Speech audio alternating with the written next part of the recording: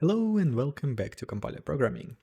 Today I want to work on something that I've been putting off for a while, and as you can tell from the title, that is Struct Literals. But the way I want to go about it is slightly interesting, I think. I'm planning to do more like anonymous structs or tuples and then make them assignable to actual structs. In that way, so that we could get both. I got something that can be used as an anonymous thing and something that can also be used to initialize structs. So let's start somewhere here.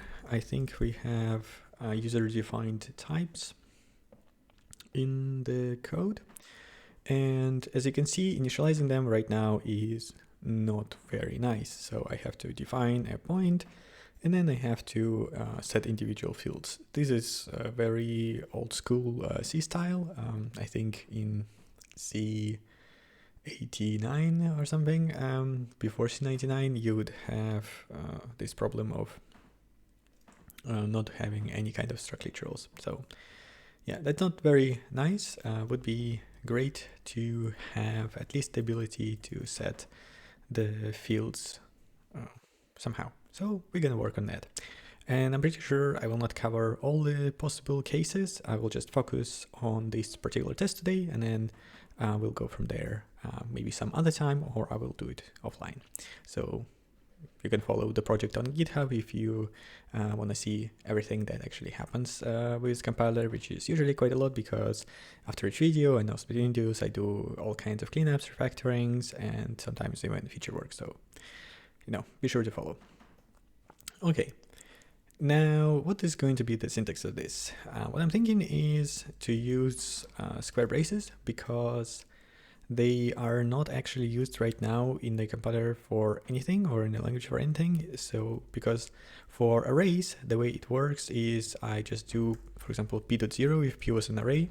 You would just access in the zeroth element like this, and or if you wanted to make it dynamic, you would do it like this. So I think that is kind of nice and consistent, and that frees up the square braces for being used for something else. And I think using them for struct literals is nice, because then you don't have to use curly braces like in many other languages, including C. And so curly braces sort of mean two different things in that regard. But here we can just use this. And I'm still not sure if I want to support C style situation where you're doing sort of matching of fields based on indexes. In a sense, maybe that's actually easier to do. So maybe that's what we will start with right now, and then we might progress further with the named one. Because as soon as you go into named one, you start to have a problem that if you have something like x is 10, and then y is 22 or 2022, right? That's the number. That's fine, but there is an issue that if you want them to be in different order, you come into all these reordering issues and so on and so forth. So that's not necessarily the best, but I'll think about it. Let's start with this version. So we need to be able to parse this as a tuple, and then we need to be able to assign it. Maybe we can split this actually in two parts, and part number one will be that this is even parsable. So let's call it should be able to parse tuples. And the way I'm gonna do it, I guess let's make it like this. P is this, right? And let's put /n in here instead of semicolon for nicer error messages. So P is that, and then I will do so p.0 and p.1.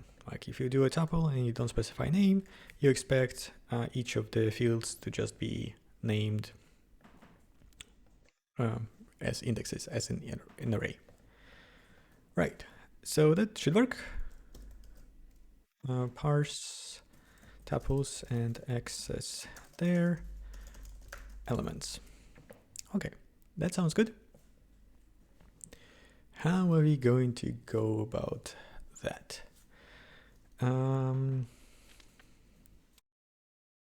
Well, let's look at the descriptors struct, which is right now what describes what we have, and currently there is struct, and then there is a fixed size array. And I think I kind of have two options. I can either try to put it inside the struct, or I can try to introduce a completely new thing, which is gonna be tuple. And I think I will, for now, just put it into a struct. And what I will do is I will have a boolean. Don't worry that it's U64. It's just for alignment. And it's gonna be is anonymous, is tuple. I don't know what would be the right title for that. Anonymous. Maybe is tuple. That's fine. Okay. So something along those lines. And now we should be ready to start parsing. Let's focus on in this test, and let's do a test. This should obviously fail. I don't know where exactly. Yeah, as you can see, to do support tuples / struct literals. I even have this to do, which should probably quite old. But now we can go and look at where this is happening. Right. So we have this thing called token parse single, which is happening whenever we have a single token, which could also be a group. So if you don't know, in mass language, when I'm tokenizing, I'm right away doing the groupings. So these parentheses in mass would be a single token, and then it can go inside of that nested token. In many other languages, this would be an individual token and this would be an individual token, but that's not how it works here. That's why when you have parse single, you will get one of these, or if you have a square brace, even with nested things, you still have it as a single token, and we end up in this case. Okay, well, return token parse. Did I call it tuple? Yeah, I call it tuple. Oh, let's call it parse tuple. And then context and value. That sounds splendid. Actually, I probably want to just pass the children, because I don't care about the value itself. Or no, I do, because I might need to report things. So let's do it this way. Static, it will return obviously a value, token parse tuple. Nothing really fancy here. We can assert that value is a group of value, and actually let's do it like this, same as here. It's a bit tedious to write out this code, but it is much nicer to have asserts than not to have asserts, because you're at the program fail when something unexpected happens, because if you can move the code around and you end up calling a function that you're not supposed to be calling, it's always nice to have asserts. Group tag is a group tag square. I mean, another thing I could do, which might be better maybe, is do it like this. Value view tokens or something, and then, or just call it view, and let's parse source range. Actually, view will contain it in a sense, so it's fine. Let's do group children as I wanted originally. I changed my mind. Anyhow, now we need to do some parsing. So there is I probably can look at how we deal with the function arguments, but those might be that we're not doing it right there. Yeah, I think we're not. So let's just write this out. So we have value star.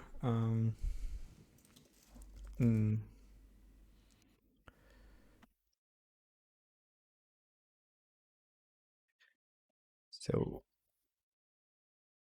we have some remaining tokens that we need to parse, and by default that is going to be the same as the incoming view. And as long as there are some remaining tokens to parse, we need to do the following. So first of all, we need a safety guard, which I can't find. Yeah, we need something like this, right? Go to error, that sounds good. Return 0. Okay, so if we haven't encountered error and we sort of have some remaining stuff to parse, then we try to parse an expression, and in here is we need to say token pattern comma operator. So we're parsing till the comma, and we are saying value is well, I don't know, item, a good name maybe for it. We also need to keep track of the index, so we'll say e64 index is 0, and right, then what else do we need to do? We need to somehow shove it into a struct, right? And I can actually grab this code probably from here. That might be not a bad place to grab this. So we definitely need to have a memory layout item, maybe. Now that I'm thinking about it, that might not be exactly what we want. Let me consider this.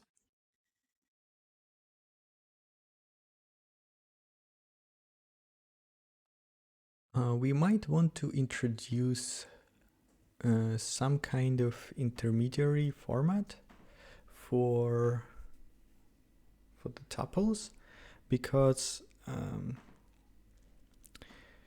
here's the thing. Let me go back to the test.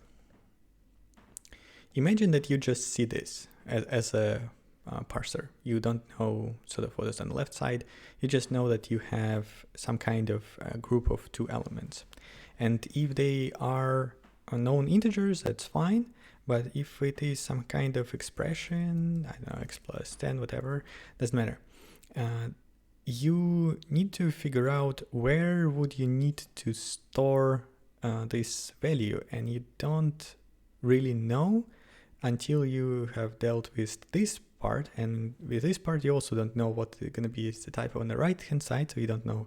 You have sort of this weird double dependency where you need at least one side to be a known quantity in a sense.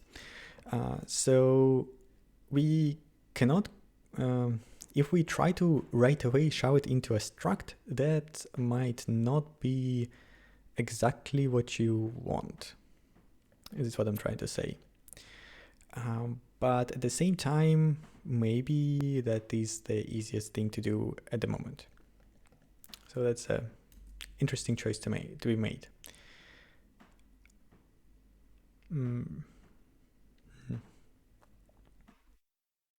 I guess I'm not gonna do it the easy way.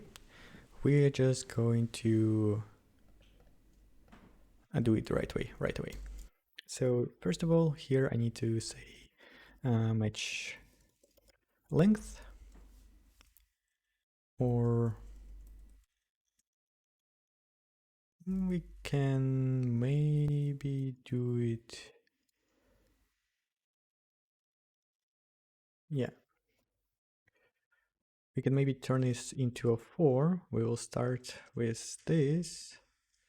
Or like this. The point is, at the end of each loop, what you need to do is you need to say remaining is remaining value view rest remaining and then match length. So we are kind of every time we find something in a tuple, we'll just chop off that part. So you have 1, 2, 3, 2, 4, 5, something like this. When we first parse this, we parse it till comma, and let's remove white space so it's ignored. You parse this, you got a match. This was also included in a match, so the whole match length will be 4. You need to remove that part from the input, and this is exactly what this part does over here in the end of the for loop. Okay, so we're doing this. We are creating an item. That is fine. Now the question is,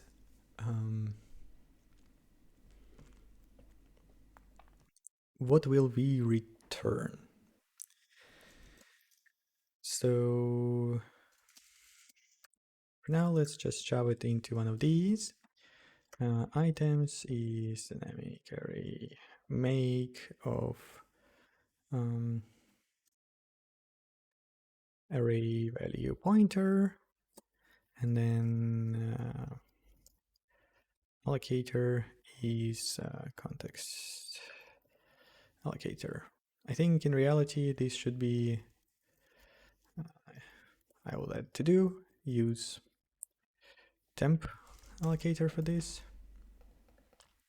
but it's going to be a bit more awkward if we do. So for now, it's just easier to overcommit memory than have some kind of bugs around this. Once it works, I will clean this out and it's going to be nice and tidy. Okay, we have items. We parsed one of them. We are doing items dynamic array push items item. Nothing really fancy here. Right, this will take care of the errors and then we return something. Well, that's a very interesting question of what to return, and my original idea with this stuff is not necessarily correct. So I'm gonna keep it there for a second, or maybe I shouldn't. Maybe I should remove it because I'm not sure that it's the right way. Let's just create a custom type for now, and we will call it tuple. And in that custom type, what will it have? Well, essentially, if we are ignoring names at the moment, what it has is just, well, let's just shove it in here as is. Values. Just like that. Sounds fine. So let's create one of those, and we say tuple star result is allocator allocate context allocator tuple, right? And then we say that star result is items are items, right? Is that I call them values, let's call them items. Okay. And then, but this is not exactly what we return because we need to return a value. So now we need to also make a value. So maybe I was wrong and that should actually be tuple. And then value result value is 0. We actually need to move it up, unfortunately, because of how C works and how gotos end up working. So I need to do result value here, and then result value is just going to be the wrapped version of a tuple that has a type describing what it is, and then it has the rest of the stuff. So result value, that's fine. Value make, and that's kind of interesting. So I think what I will end up having is that these maybe won't actually exist at runtime, maybe, or should it?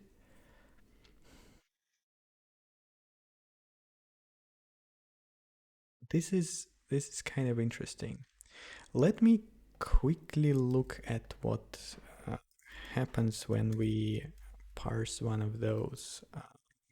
That's definition assignment, definition and assignment statements. Yes. So what we are doing is, right, we are trying to do this, and then we're trying to split name, local variable. So what does token define local variable actually do? Yeah, right. So it tries to parse the expression and gets the descriptor, and then it does this kind of stuff. Okay, gotcha. Going back to the tuple, we have result value. What I'm struggling is right now is whether I want to introduce again the new kind of type of things altogether, or if I can fit it into some existing thing.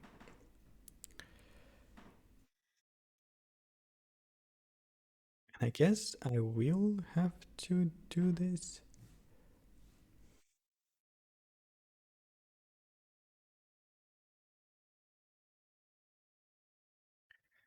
Yeah, this thing, it slightly breaks how the compiler works, as I mentioned, how this expectation of who knows the type of thing changes. And this is causing me issues thinking about this kind of stuff. In a sense, it might have been easier if I was just going with the fixed version where I do know the type of the struct rather than this one, but I started with it, so let's just stick with it. Okay, let's just go for it. Context, we need the descriptor, so that's gonna be descriptor tuple. Then we need value static epoch, I guess. Actually, no, that goes into definition. So we are making this, and then storage static tuple, and we need a source range, that is view source range. So let's just say that's what we are going to return for now. That's that build. Right, we don't have group, we just have view, and then in here I need to put the match length.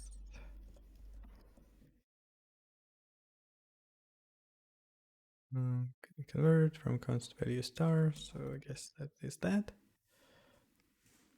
And const pattern token, okay. And I forgot to put. So in a sense, this is why C needs this constantly here, because it's sort of in the same boat as what I'm struggling with right now, right? If I remove this, then C sort of doesn't know how to interpret this part without knowing the type of this, and then C doesn't do any kind of inference like what I'm trying to do now, and that means that they need this cast directly. Yeah, apparently we don't need index because we are just using array to index stuff. Great. So that will sort of work, but in reality it will do completely the wrong thing when we do this. So let's still try to run the code and then see what actually fails. Okay, what fails is completely not what I wanted to fail. It is... let's open up the debugger and I can show you probably better. This has to do with this loop. I have screwed up something.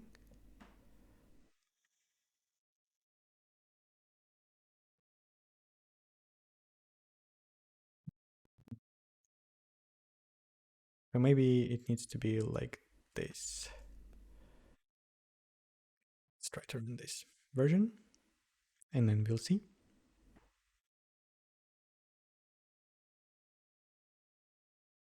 Okay, so yeah, that was the fix. But we still have an error, and the error is invalid identifier. That is completely not what I would expect there to be. But, you know, we have what we have, so let's pause on it in the debugger and just see what's going on. Okay, well, that makes sense now. So we are in a dot operator, and we end up not knowing what to do with that. Great. That's fine. But in reality, we should not get to the dot operator in the same way. So what we are going to do now instead is we are going to do the same trick as we are doing here. So for the numbers, because tuple is essentially a literal and it can turn into many different types. In case of numbers, if it is a literal number, it will turn into S64 when I try to assign it in this same manner. So I think what I want to do is I need to say if descriptor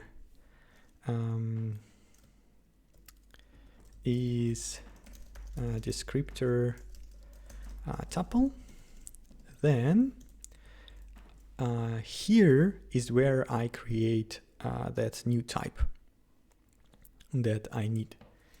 So we're going to say descriptor star tuple descriptor is well,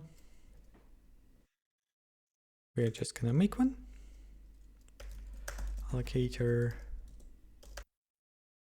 allocate context allocator and descriptor star tuple descriptor is descriptor, and then we need to put stuff in here. So what are we going to put in here? Well, for the kind of descriptor, it's going to be descriptor tag.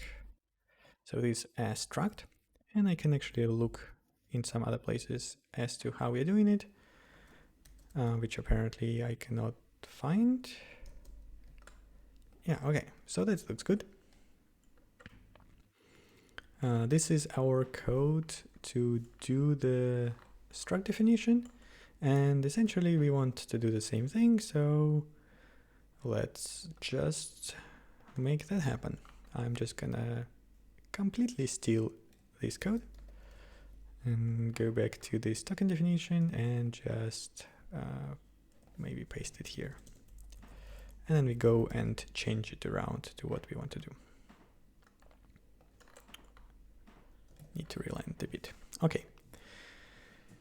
So struct bit size, struct bit alignment, sounds perfect. We will need both of those things. Memory layout item fields, great. We need those as well. But unlike the other code, in here we actually know a few things. So we know that we will have capacity.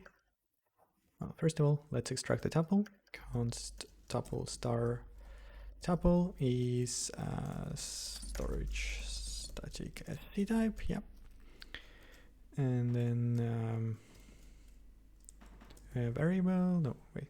What am I looking for? Value. Value and storage. Apparently I can't type today. Value storage. And then we say that that storage is actually a tuple. So this is just a fancy cast that I'm doing. Okay, so we have a tuple, and knowing the tuple, we now know what's up with the capacity. So we know exactly how many elements will be in the struct. Great. So then we have what? Well, we also know that we can use an allocator, context allocator. Well, since we know the exact count, it's always best to allocate it right away in the arena, because we know it's sort of not going to be resized. And technically, all of these shouldn't even be resizable arrays, but doing also a non-resizable version is kind of awkward in C, so, you know, not going to make that happen. Okay, group, layout group, that's not interesting because it's doing parsing and it's doing all of this stuff at exactly the same time. Token match struct field. I don't think I need any of those things. So instead of all of these and all of these, we are just going to say for u64i0, I is less than this stuff. That actually should be tuple items. Yeah. And then I plus I doesn't really matter. And then we need to extract value. So value star item is, we're extracting it from the array. Tuple items I. This needs to be a dereference. So I know the item, and field descriptor is going to be item descriptor. Field name is going to be a bit more interesting. So I essentially have two options. Option number one is I allow names in structs to be integers. Option number two, I actually literally make them be named 0, but 0 as a string, which is sort of how JavaScript handles it. And both of those options are slightly awkward, because in one case I would need to special case it everywhere I'm doing the lookups by name. And so for example, if I look at a memory layout, actually here now I've decided that I do want that. A64 is tuple, so this is now required. But my point was that I would need to, in the declaration, to have a support for these kind of integer-based things. Another thing is I can just, you know, convert it to an integer, to a string, and say, well, that is what it is. And I think that is the version I will go for. So how would that work? I guess we say char buffer is, that should be enough. we initialize it with this. Actually, we don't really need to. And then we just do a sen printf percent pre-u64. And then I never remember the order of arguments of buffer. So I think it's like buffer, then count of buffer, maybe. And then this, and then we will say I. And then we need to copy this into something more direct. So we would say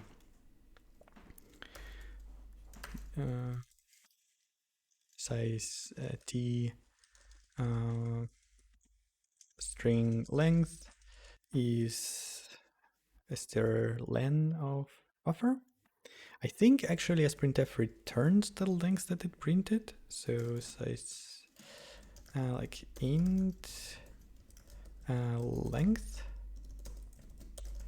and then you need to do check return type. Like you need to check if it's not 0 and it's not negative or something like that. It's a bit weird, but I can do it a bit later. We have buffer length. Okay.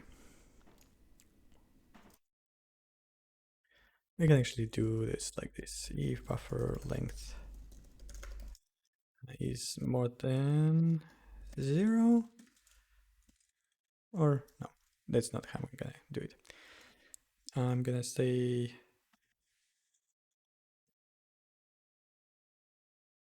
we need another buffer, which is gonna be char star arena buffer or copy.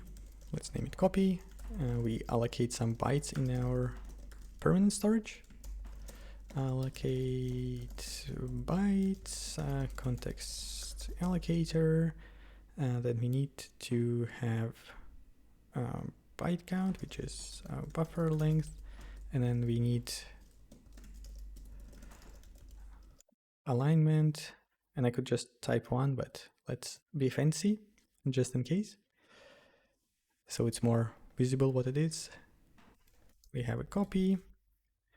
Now we need to memcopy to the target from the buffer, and buffer length is the length to copy. And now we are ready to initialize this one, where we say bytes is copy, and then length is S32 to U64 of buffer length. Something along these lines. Okay, let's continue further. We are doing bit alignment. That is okay. I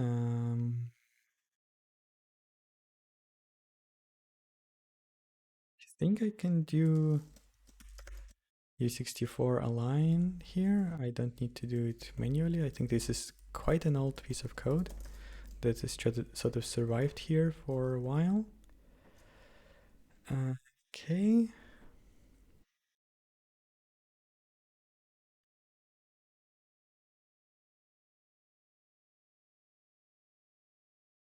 What am I doing here?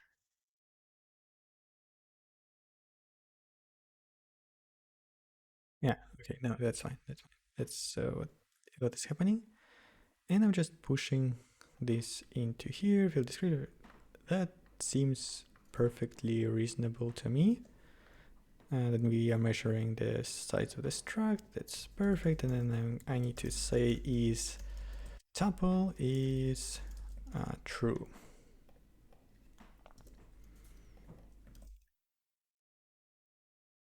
Okay. And then the last thing is to do this and just say variable descriptor is tuple descriptor. Okay, I probably made a bunch of errors, so let's clean this up. And I'm missing an if in here, which apparently was the only thing I'm missing. That is pretty surprising. but okay. Let's step through this code a bit and see what is going on once we try to run this.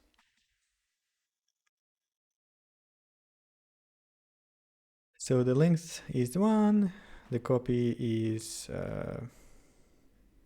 yeah, something. Then we copy 0, that is perfect. And now we should have a field name which is 0. Okay, so that's exactly what I wanted to happen. And we can go through this loop again. This is interesting. So we have one item that is wrong. That is just not correct. So apparently the previous code is also broken. So good that I stepped through this. Let's look at what's happening here. Okay.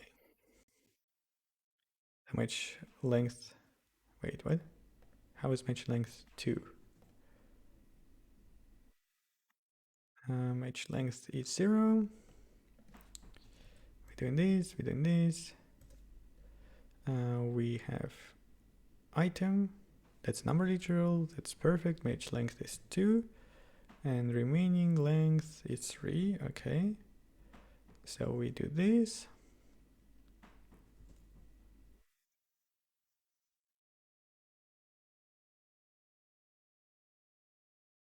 Yeah, that's actually a bad, I wasn't correct doing this. So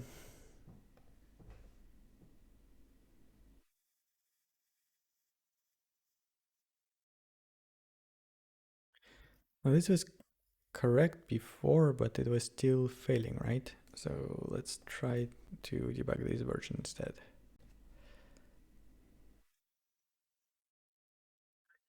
So we do this, that is fine. We have 2 and remaining.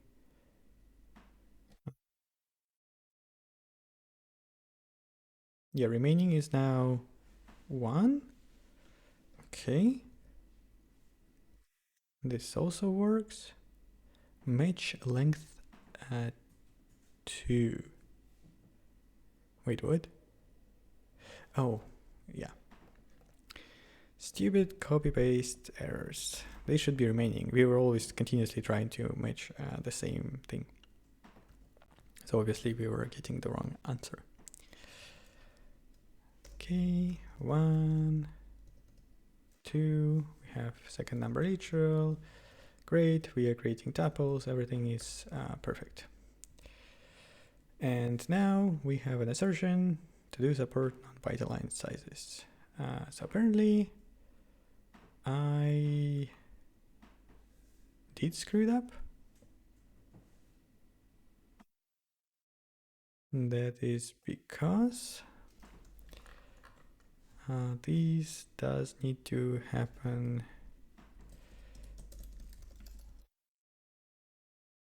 Yeah, so it needs to be like this. Now we should error out again in trying to access the field, I think. Yeah, so this is where I would expect to fail. That's fine. We can look at the dot operator. This is what happens if we have a struct, and this is exactly the point where we are failing. So how would I go about that? Honestly, I think what I will do is I will right now support indexed numbered index access for any kind of struct, because there is no real reason why not. Like, why doesn't the C allow me to just do, I don't know, whatever, context.0? I mean, there is a zeroth field somewhere in that struct, and if I just want to access it, I mean, why can't I, right? So maybe that is That's what should happen. How will we handle this? That's a separate topic altogether. So let's just say if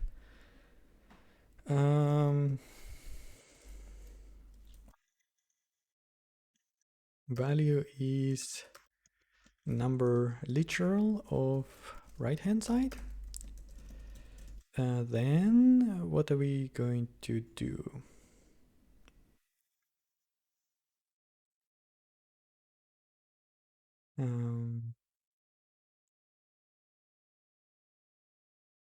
I think we need to slightly change around how things are done and do this first in a sense.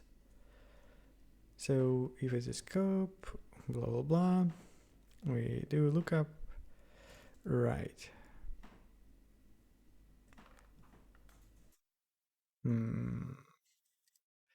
Maybe not. But yeah, this code will definitely need refactoring after we're done, because now I'm gonna do some just dirty things.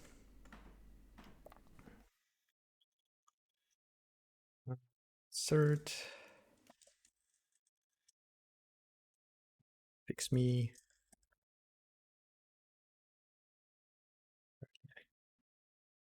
type fix me user error. So this should not be assert. It should be something that is actually reported to the user when you're trying to access the scope in this way. And now we will, well, sort of do the same thing,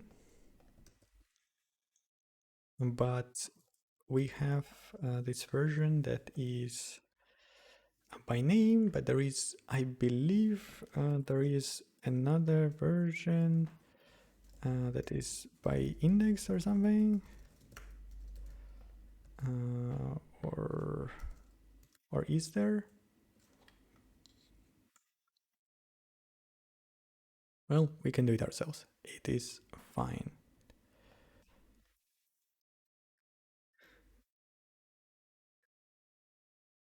So what we do is we say, yeah, that's gonna be what we are doing.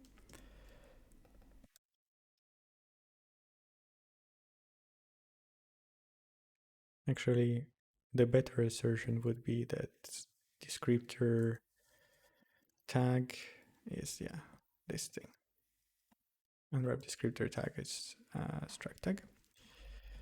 Okay.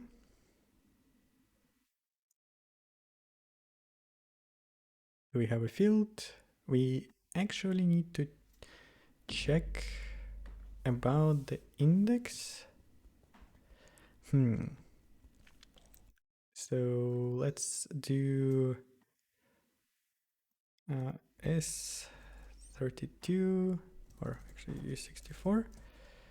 And then we need to know the number here. So index is, I already forgot how to do it. I guess value as number literal token curse force immediate integer or something. Is that what I want? No. I forget my own code. Whatever. Value as number ritual is right hand side, and then I will just say bits or something to do. Make a nicer wrapper. I think there is a way to do it better, but I just don't remember, and I want to continue working on this. So we get the bits. We now can say that if index is more or equal to, well, the length of the items in the struct, so this stuff, that is definitely an error.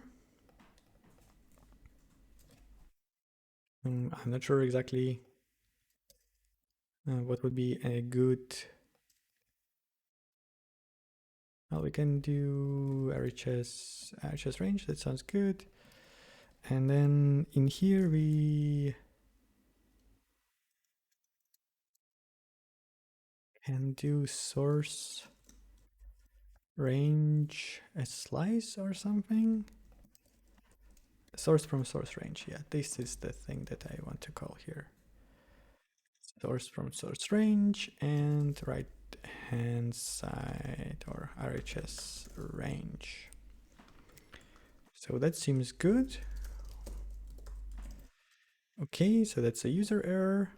Then we actually access our correct field, and then all of this stuff goes down. So I need to do another fix me, copy paste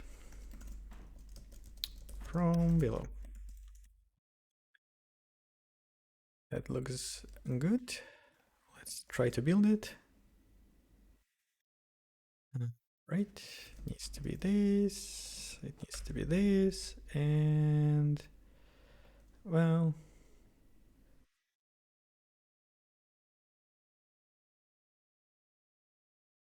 just a second.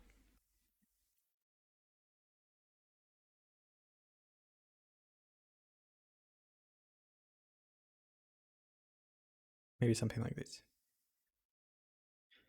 Okay, so that seems good to me.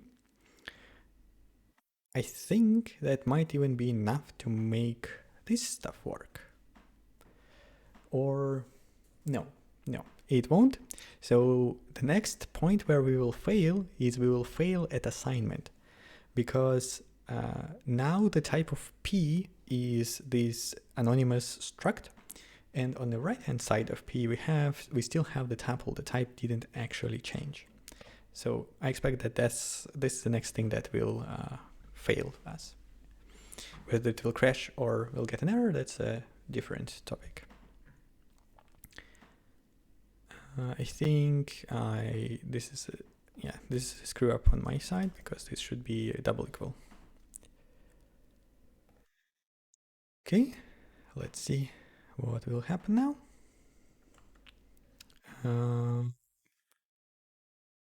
Handle arithmetic operation, large enough common descriptor for time. Okay, what's happening?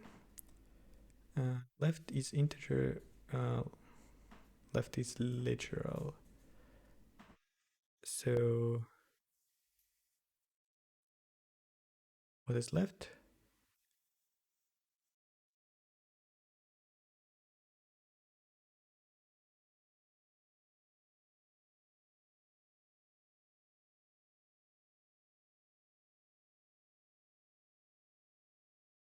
Uh, so the issue I'm having here is the following. It is exactly the same casting issue. So I need to do this. If field descriptor is number literal, then field descriptor is this.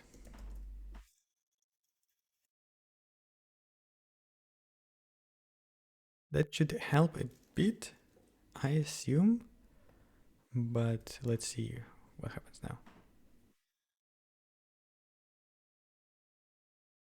Okay, now we are in the right place. This is exactly what I was thinking would happen, and this is exactly what happened. We have a target, which is this struct, and then we have source, which is a tuple. So now we need to go into assign, one of the most complicated function in the whole compiler, and we need to do more things there. So it will become even more complicated. And we'll interpret reference, large enough command, blah, blah, blah, assign integers. As you can see, there is a lot of different variation of what's supposed to happen. So let's do this. If source descriptor is descriptor tuple, then we are gonna say assign tuple and then builder, target, source. That seems pretty good to me. We are creating a new function, assign tuple. Here we can do assert source descriptor is descriptor tuple. Okay, now we need to extract the tuple again, like we did down in the code for creating the descriptor. Now we actually dealing the value. So the way the compiler works is in two passes. In the first pass, it tries to figure out all the types, and then the next pass, it actually assigns does all the stack stuff and register stuff and producing the assembly. So storage static sc type source storage tuple. Okay. And now we have a tuple, right? So what do we want to do here? That is an interesting question. Well, first of all,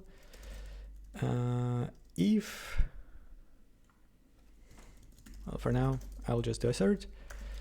Target descriptor tag is descriptor tag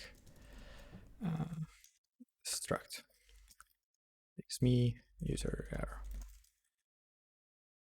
So we assuming that the target is a struct, and that should allow us to do more or less what we are doing here.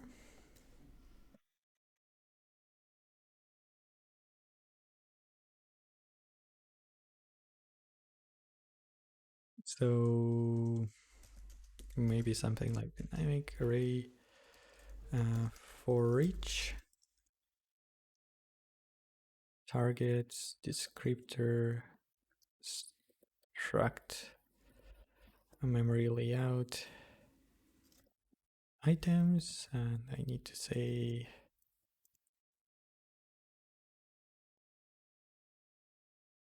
this. Okay, so we are iterating over them. We need to say 64 index is 0 and index is plus equals 1. We get the field index. Actually, that's not what we're doing. For the index, what we are saying is if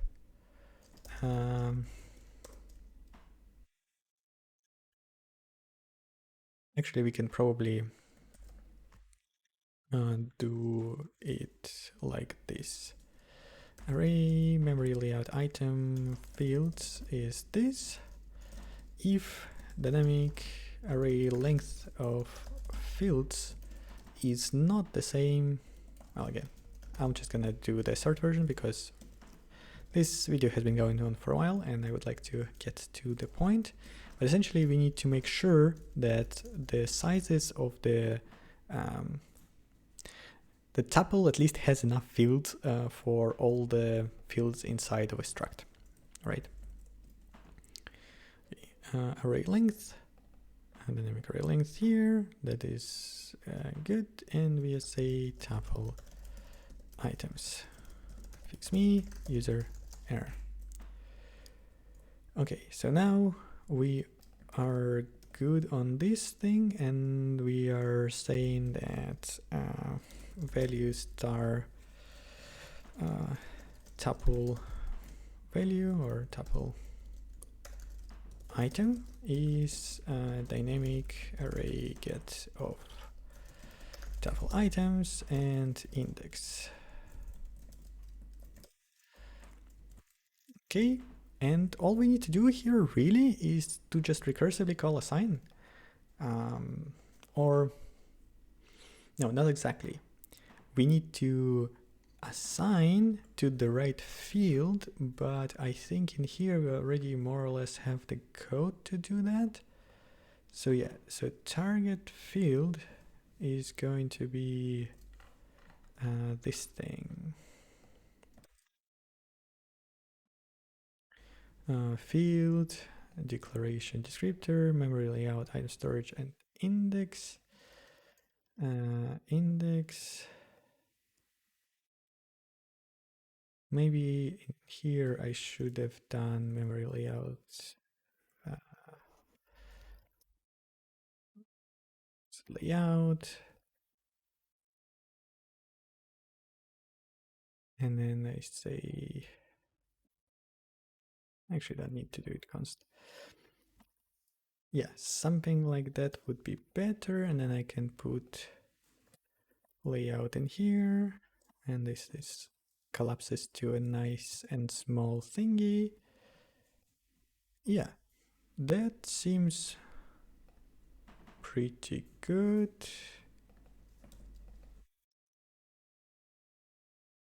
Does that build?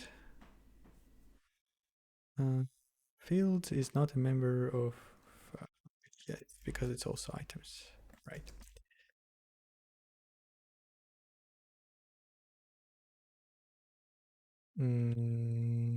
What?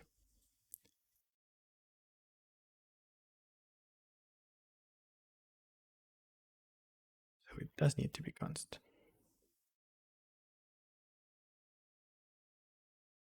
Okay. And then we have an initialized variable. Great.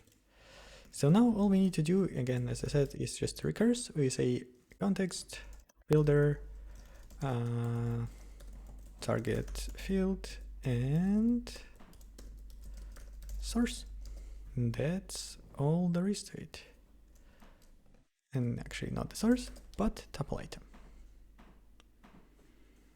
And this recursive assignment will also handle all the stuff for the type checking. I believe, yeah, I think it will. It will, yeah, because it goes through the same loop, it will check that the types actually make sense. Right, well, let's see the next thing that fails. Maybe nothing, maybe something will.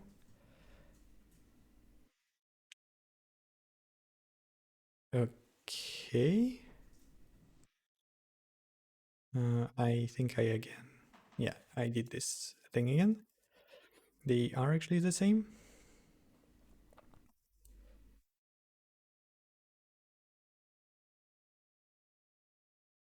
We still have an error, which is a bit sad. But what is an error here? So expected descriptor is S32 and yeah, okay. That is fine because that's just a problem with the test. S64 goes into here. S64 and S64. And we're gonna try again. Look at that. We have a working tuple stuff. Obviously, there is a bunch of stuff to do, but let's add this to the Git and let's commit this probably. I don't remember.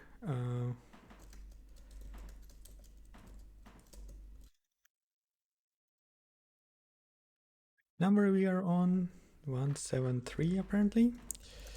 So git commit minus episode 173 basic tuple implementation. That's great. One last thing I want to do is I do want to get the original test that I wanted to do to work, but I think it might actually work. No, it won't work as is, but there should be just one tiny change that we need to make to make it work, hopefully. So I need to say point is 2022 and then slash n. Maybe not one change, but let's see. I hope that this would be rather fast. And when this works, that's already perfect. Again, this would be on the level of C, whatever, 99 maybe, or 11, I don't know. I don't remember which one introduced the dot notation where you can specify the name, but we can't right now, which is fine. Let's just run the test and see where we do fail. Apparently we do not. Yeah, and it actually does make sense. So what will fail if I do this right now? So this will not work because it will complain that they are of a different type, but this direct assignment, it works. Perfect. This is exactly what I wanted to have. Now I have very basic literals. The name thing is more or less the same stuff. It's just going to be more annoying. I can sort of outline what will need to happen for the name thing. Well, in the tuple here, I would need to store not just values, I will also need to parse and store the names. And then when we are doing the code here, where is it gonna be? Well, the code for the struct will change a bit. It will use the names instead of indexes and so on and so forth. But overall, this is the basic logic, and I kind of like how it turned out. I struggled a bit in the beginning, but it's pretty good. I like this stuff. Yeah, so I guess then that is all I wanted to do for today. Let's do the test run to see a bunch of hopefully green stuff, and that would be all. Yeah, thank you very much for watching. Maybe check out some of the other videos I have. There is more than 170 of them, and hope you find something you like. Thank you very much, and goodbye.